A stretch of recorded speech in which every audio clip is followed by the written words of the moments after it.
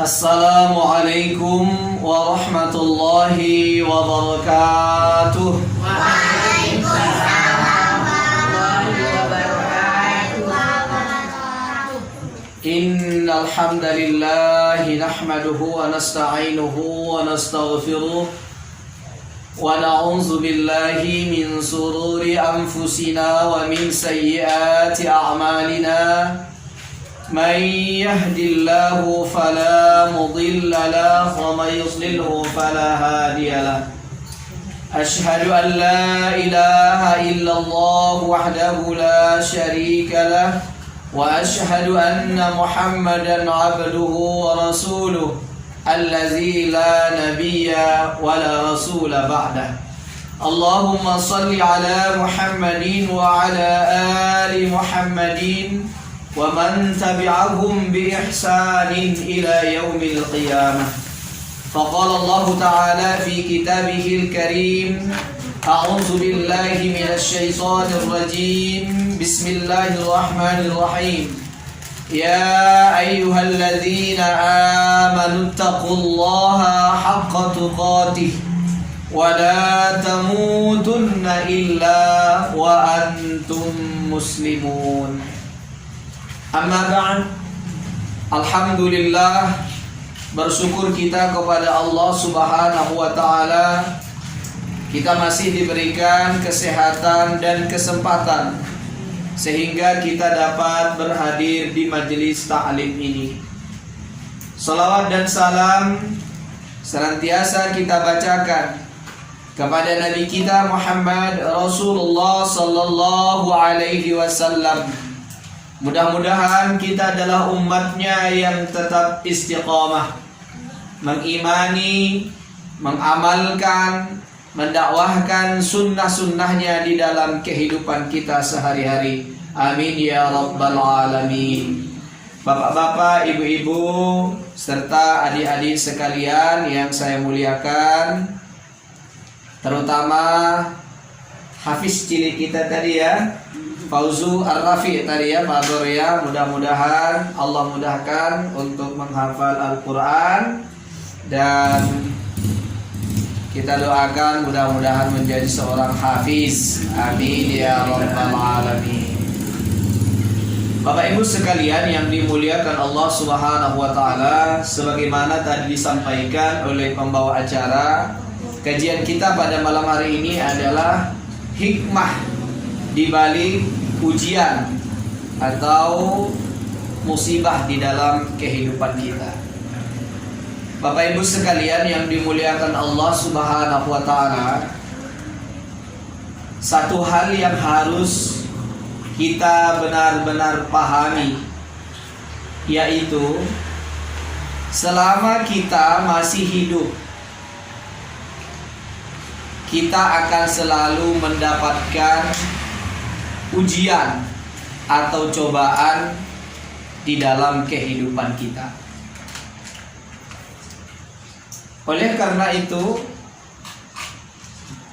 ketika kita memahami ini, maka yang namanya ujian itu tidak akan luput dari diri kita masing-masing. Bahkan sebenarnya Bapak Ibu sekalian, ujian hidup tidak hanya kita alami. Orang-orang sebelum kita juga mengalaminya. Ujian hidup tidak hanya dialami oleh orang-orang yang seperti kita-kita ini, orang biasa, tetapi juga dialami oleh orang-orang solih terdahulu. Bahkan para nabi itu diuji oleh Allah Subhanahu wa ta'ala.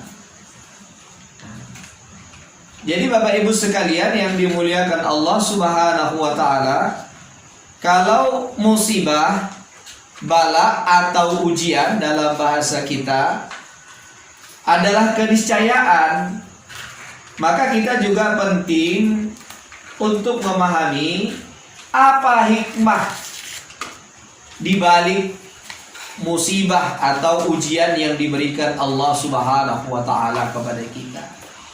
Tentu ada maksud-maksud tertentu. Kenapa Allah Subhanahu wa taala mentakdirkan ujian hidup itu diberikan kepada kita. Nah, dalam kesempatan ini Bapak Ibu sekalian yang dimuliakan Allah Subhanahu wa taala, berdasarkan Al-Qur'an dan hadis Nabi sallallahu alaihi wasallam, kita bisa sebutkan beberapa hal hikmah daripada ujian hidup itu. Yang pertama, Bapak Ibu sekalian, hadis diriwayatkan oleh Imam Tirmizi, Rasulullah sallallahu alaihi wasallam bersabda, ada sahabat yang bertanya kepada Rasul, "Ya Rasulullah, ayyun nas asyaddu bala'an?" Wahai Rasul, siapa manusia yang paling keras ujiannya? Lalu Rasul sallallahu alaihi wasallam menjawab, Al-Anbiya. Orang-orang yang paling keras, paling hebat ujiannya, ujian hidupnya, itu para nabi, Rasul-Rasul Allah Subhanahu wa ta'ala. Kita kan bisa baca di dalam sejarah, mulai dari zaman Nabi Adam alaihissalam itu diuji oleh Allah Subhanahu wa ta'ala, ya, sampai kepada Nabi kita Muhammad Rasulullah sallallahu alaihi wasallam juga diuji oleh Allah.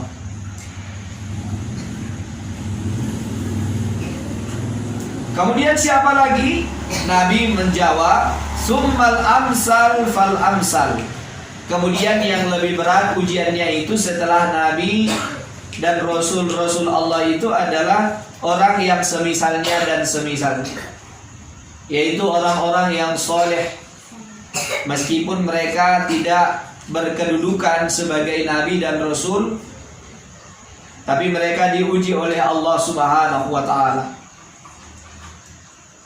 Kemudian Nabi SAW menjelaskan, fayubtalar rajulu ala hasabi dini, bahwa seseorang, Bapak Ibu sekalian, itu akan diuji oleh Allah Subhanahu wa ta'ala berdasarkan agamanya. Maksudnya bagaimana? Fa in kana dinuhu sulban, jika seseorang agamanya kuat, baik dia beragama, istadda bala'uhu, maka ujiannya pun lebih berat.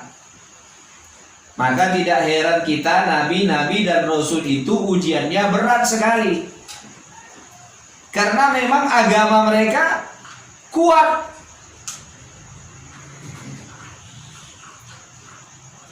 Wa in kana fi dinihi riqqatun, dan jika seseorang agamanya lemah,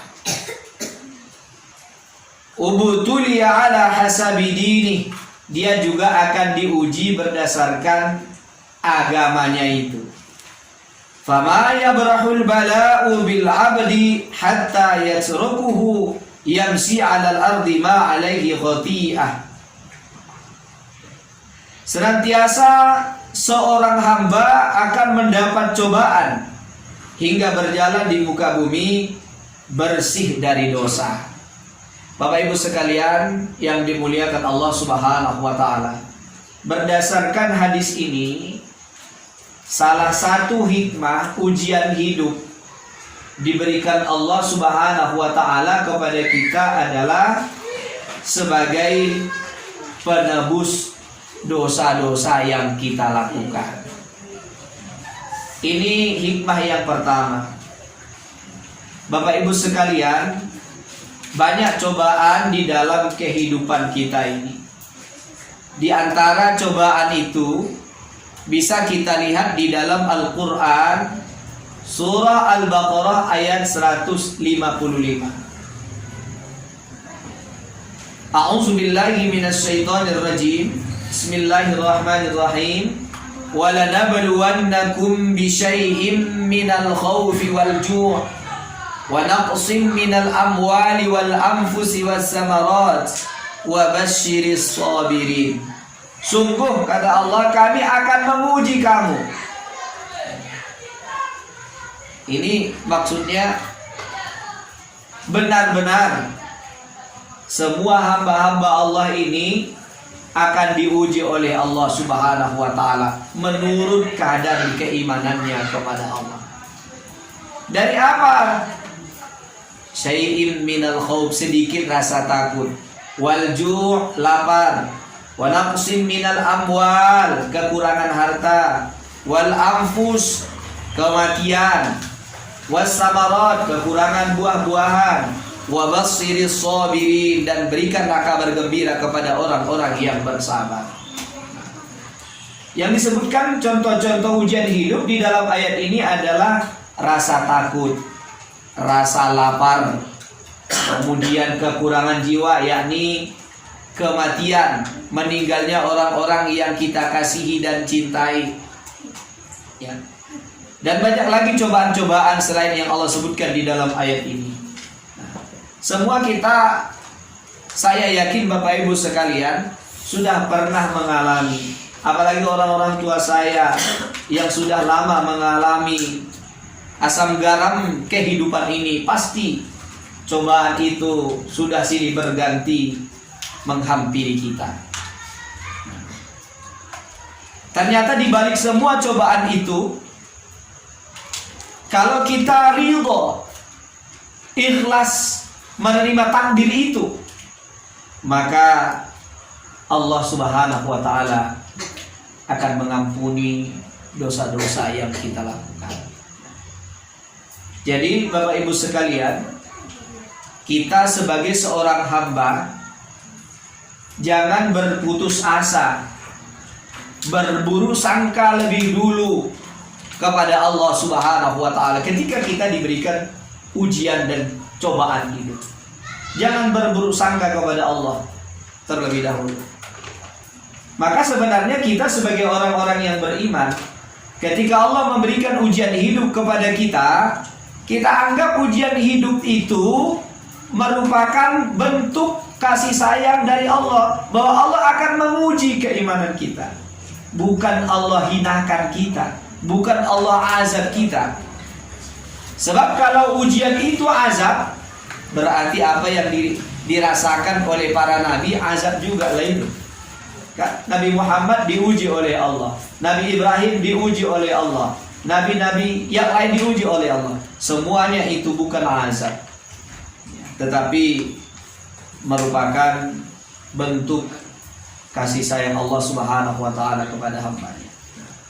Oleh karena itu, ketika kita diberikan ujian cobaan hidup, kita harus mawas diri.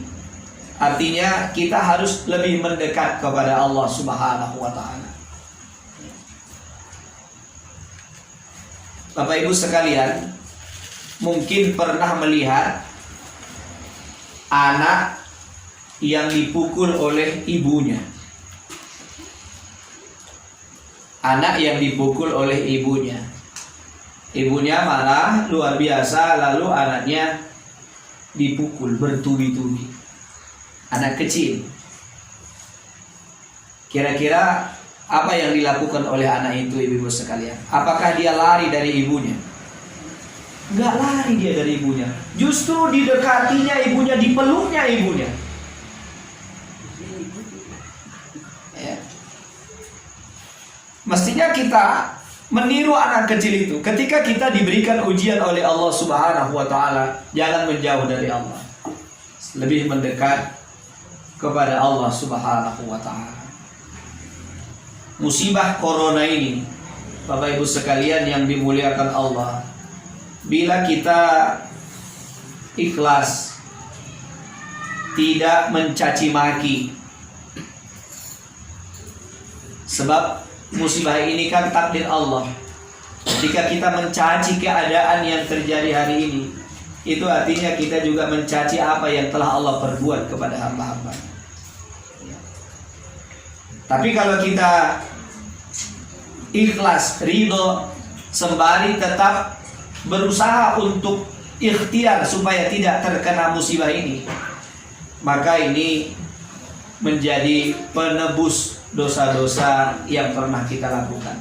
Bahkan di dalam hadis Nabi SAW disebutkan, seandainya seorang muslim sudah berusaha supaya terhindar dari wabah ini, tapi dengan takdir Allah kena juga, dan dia meyakini bahwa dia kena atau tidak kena atas takdir Allah, ternyata kena misalnya, lalu dengan itu dia sebab meninggal dunia, maka dia seperti orang yang mendapatkan pahala mati syahid.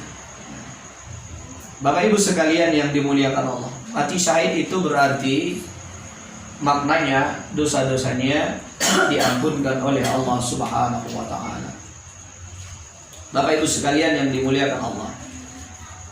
Kemudian yang kedua, hikmah di balik musibah dan ujian di dalam kehidupan kita disebutkan di dalam Al-Qur'an surah Al-Ankabut surah ke-29 ayat 2 sampai 3. A'udzubillahi minasyaitonirrajim. Bismillahirrahmanirrahim. Ahasiban nas ayyutraku ayyaqulu amanna wa hum la yuftanun. Apakah manusia itu mengira mereka akan dibiarkan mengatakan kami beriman kepada Allah, sedang mereka tidak diuji lagi? Maksudnya adalah bahwa kita, ketika kita mengatakan aku beriman kepada Allah Subhanahu wa taala, maka pasti kita akan diuji oleh Allah. Untuk apa? Di sini disebutkan, walaqad fatanna allazina min qablihim. Sungguh kata Allah, benar-benar kami telah menguji orang-orang sebelum mereka. Fala ya'lamannallahu allazina shadaqu wa la ya'lamannal kadzibin. Maka Allah Subhanahu wa taala pasti mengetahui siapa di antara kalian yang benar-benar beriman kepada Allah Subhanahu wa taala dan yang dusta. Kita garis bawahi dari sini Bapak Ibu sekalian, hikmah di balik musibah ujian yang menimpa diri kita merupakan bentuk kebenaran iman kita kepada Allah Subhanahu wa taala. Jadi seseorang itu kalau belum diuji oleh Allah Subhanahu wa taala, imannya belum benar. Imannya belum benar. Mau besar mau kecil ujian yang Allah takdirkan itu, pasti Allah akan berikan musibah ini.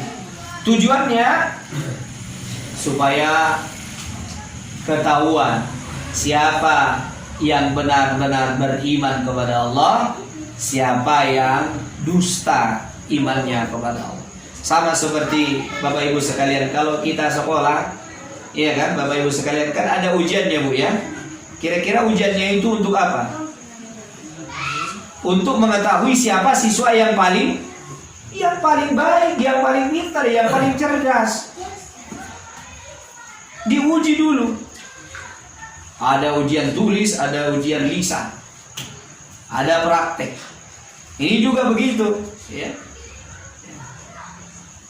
Ada ujian kekurangan harta, ada kemiskinan, ada kematian, ada usahanya bangkrut, orang yang dicintainya meninggal. Banyak ujian yang diberikan Allah Subhanahu wa taala. Sehingga dengan ujian itu Allah Subhanahu wa taala pasti mengetahui siapa yang benar-benar beriman kepada Allah Subhanahu wa taala, siapa yang cuman hanya di lisannya saja dia mengatakan beriman kepada Allah, tetapi ketika dia diuji dengan ujian hidup, dia tidak membuktikan imannya. kepada Allah Subhanahu wa taala. Nah, Bapak Ibu sekalian yang dimuliakan Allah. Itu yang kedua ya Bapak Ibu sekalian, bahwa di balik hikmah di balik ujian musibah yang Allah takdirkan kepada kita adalah untuk menguatkan iman kita kepada Allah. Yang ketiga Bapak Ibu sekalian yang dimuliakan Allah, hadis diriwayatkan oleh Imam Tirmizi. Rasulullah SAW bersabda, "Innallaha iza ahabba qauman ibtalahum, faman radiya falahu ridha, wa man sakhita falahu sakhat." Sesungguhnya Allah Subhanahu wa taala jika mencintai suatu kaum, maka Allah Subhanahu wa taala menguji mereka. Maka barang siapa yang ridho atas musibah atau ujian hidup itu, maka baginya ridho Allah.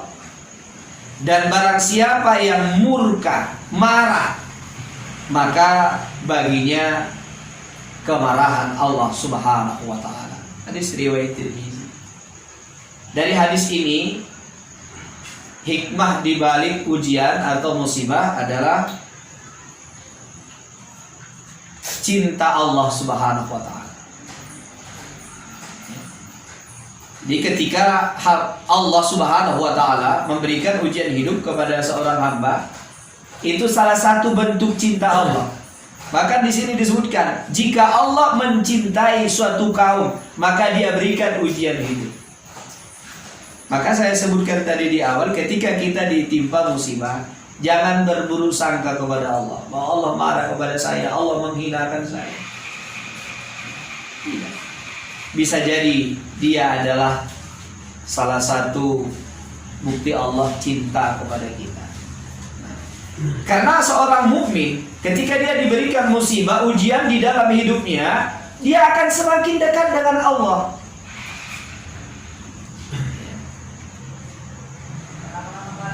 Kan orang-orang yang beriman ketika ditimpa musibah, dia berdoa, "Ya Allah, angkatlah musibahku, ya Allah, kuatkan hatiku, kuatkan kesabaran." Kan begitu. Orang-orang yang benar-benar beriman itu semakin dekat dengan Allah Subhanahu wa taala. Bapak Ibu sekalian, kenapa musibah atau ujian hidup itu bentuk cintanya Allah? Kadang-kadang hamba-hamba ini begini, Bu. Tidak mau beribadah kepada Allah, nggak mau beramal soleh. Bagaimana dosanya mau diampunkan oleh Allah Subhanahu wa ta'ala? Nggak mau mendekat dengan Allah. Padahal orang-orang yang beribadah, beramal soleh, dia akan mendapatkan dua, Bapak Ibu sekalian. Pertama, dia mendapatkan pahala. Yang kedua, dosa-dosanya diampuni. Ketika kita sholat maghrib misalnya Bapak Ibu sekalian, yang kita dapatkan dua kalau ikhlas karena Allah. Pertama pahala, yang kedua ampunan dosa. Jadi orang-orang yang tidak mau beribadah kepada Allah tidak dapat dua-dua ini.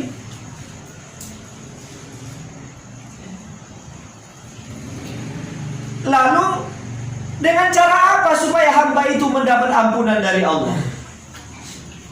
Beribadah tidak mau. Dah, kalau begitu aku uji. Kata Allah, diuji Allah lah. Sabar dia, ikhlas. Dengan itu dosa-dosanya diampuni oleh Allah. Dan itu adalah salah satu bentuk kasih sayang Allah Subhanahu wa ta'ala kepada hamba-hambanya. Bapak Ibu sekalian yang dimuliakan Allah Subhanahu wa ta'ala. Kemudian yang keempat, hikmah di balik ujian hidup. Kita bisa lihat di dalam Quran surah Muhammad ayat 31. A'udzu billahi minasyaitonir rajim. Bismillahirrahmanirrahim. Walanabluwannakum, sungguh kami akan menguji kamu, hatta na'lamal mujahidina minkum, sehingga kami mengetahui Siapa di antara kamu orang-orang yang benar-benar berjihad, was-sabirin, dan bersabar, wa nabluwa akhbarakum, dan kami menyatakan baik buruknya keadaanmu. Bapak Ibu sekalian yang dimuliakan Allah Subhanahu wa taala, menurut ayat ini hikmah di balik musibah itu adalah agar kita menjadi orang-orang yang benar-benar berjihad dan bersabar. Kemudian satu lagi disebutkan, kami nyatakan kepadamu baik buruknya keadaanmu. Jadi musibah atau ujian hidup itu menurut ayat ini 3 hikmah di dalamnya. Pertama, menguatkan semangat jihad. Yang kedua, menguatkan kesabaran. Dan yang ketiga, memperbaiki keadaan kita. Sekarang Bapak Ibu sekalian, tergantung kita sebenarnya menghadapi musibah itu. Kalau sabar, ikhlas, ternyata di baliknya banyak sekali keutamaannya. Tapi kalau tidak sabar, marah-marah, tidak ridho kepada takdir yang Allah tetapkan, maka justru sebaliknya dia akan mendapat murkanya Allah Subhanahu wa ta'ala. Orang-orang yang berjihad dan bersabar, jihad itu Bapak Ibu sekalian bersungguh-sungguh. Jadi berjihad itu artinya bersungguh-sungguh, mengarahkan segala kemampuan kita untuk taat kepada Allah, itu jihad namanya. Ibu-ibu, mengarahkan segala kemampuan, kesempatan untuk datang di majelis taklim ini jihad. Ya. Ibu-ibu berusaha untuk mengumpulkan infak untuk pembangunan musola, ini jihad. Karena semua perbuatan baik untuk mendekatkan diri kepada Allah dilakukan dengan sungguh-sungguh, itu disebut dengan jihad. Jadi jihad itu tidak hanya berperang di medan perang melawan musuh-musuh Allah, tapi melakukan kebaikan-kebaikan yang lainnya, itu juga termasuk jihad. Nah. Kemudian bersabar. Setelah seseorang ditimpa musibah ujian hidup, baru sebenarnya ditahu dia ini termasuk orang yang sabar atau tidak. Baru tahu kita sebenarnya. Bapak Ibu sekalian, ada orang yang ketika dia belum ditimpa musibah sangat pandai untuk memberikan nasihat kepada orang lain. Sabar ya mak, sabar ya wak. Tapi rupanya Bapak Ibu sekalian, ketika dia ditimpa musibah, nangis meraung-raung juga.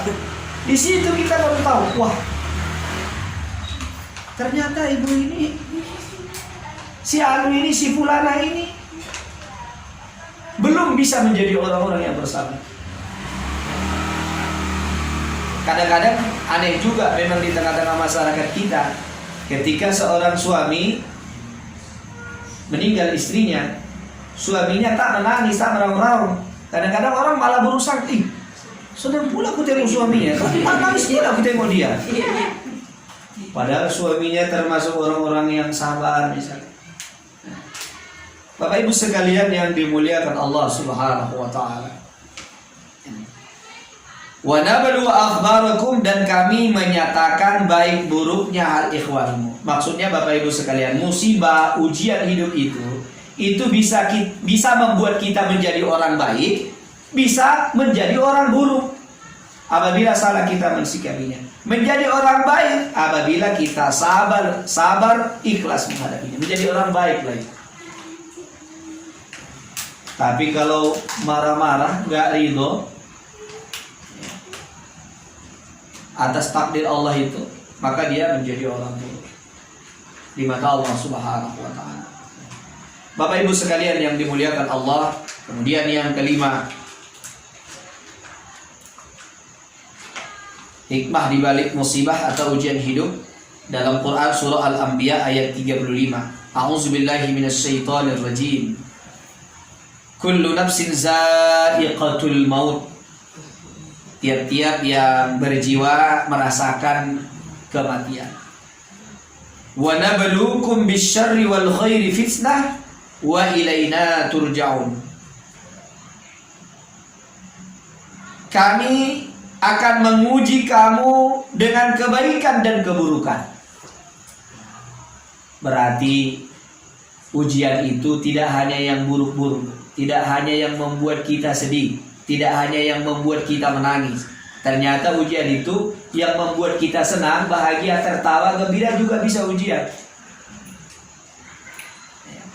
Tidak hanya yang nggak enak, yang enak juga ternyata ujian. Di sini Allah sebutkan bisyarri wal khairi, dengan kejelekan, keburukan dan kebaikan.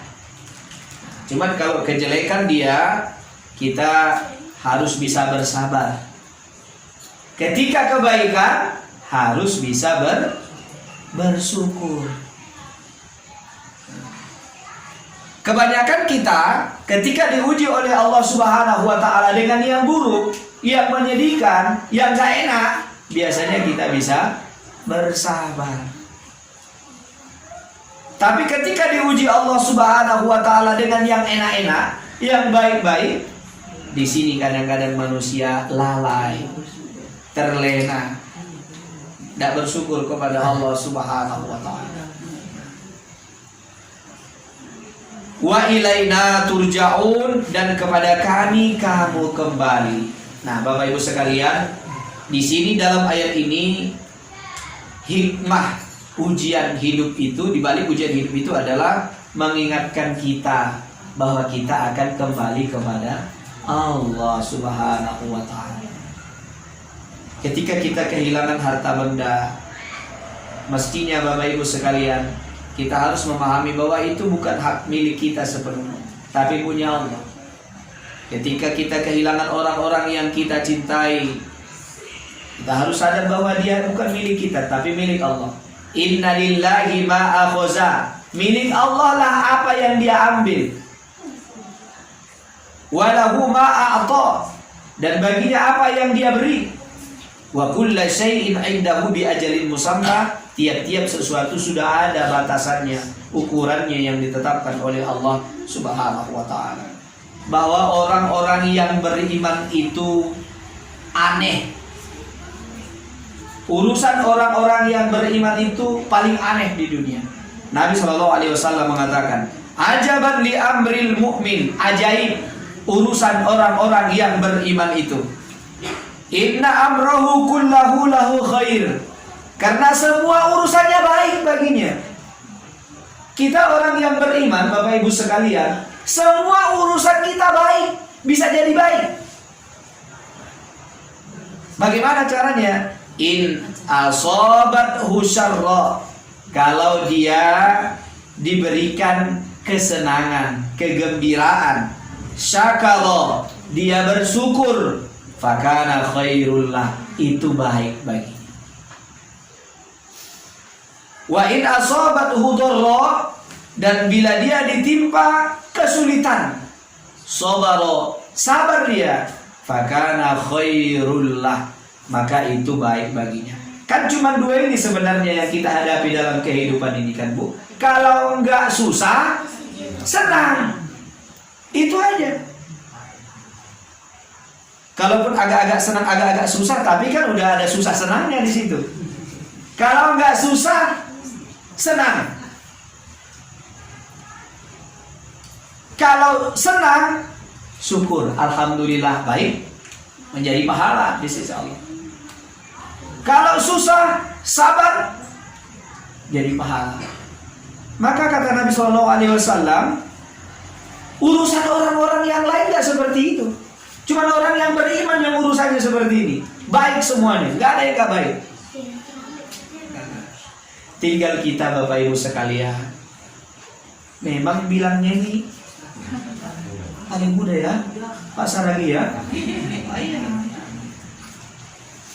Resep hidup ini cuma dua, sabar dan syukur. Bagaimana supaya bisa bersabar dan bersyukur? Perlu dilatih ibu-ibu sekalian. Perlu kita melatih kesabaran kita. Bagaimana caranya? Rajin beribadah kepada Allah Subhanahu wa taala, berdoa kepada Allah, rajin puasa sunnah, bangun di tengah malam. Ya. Bapak Ibu sekalian yang dimuliakan Allah Subhanahu wa taala. Kalau demikian hikmah di balik musibah atau ujian hidup yang begitu banyak menurut Al-Qur'an dan hadis Nabi, maka tidak ada alasan bagi kita Bapak Ibu sekalian ketika kita ditimpa musibah oleh Allah Subhanahu wa taala untuk berputus asa. Tidak ada alasan untuk mengeluh.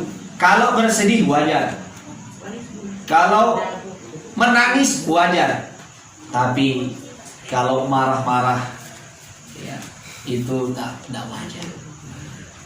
Mudah-mudahan Bapak Ibu sekalian, kita yang berhadir di sini Allah jadikan menjadi orang-orang yang benar-benar bisa bersabar dan bersyukur di dalam kehidupan kita sehari-hari. Amin ya rabbal alamin. Bapak Ibu sekalian, demikian yang bisa saya sampaikan dalam kesempatan ini.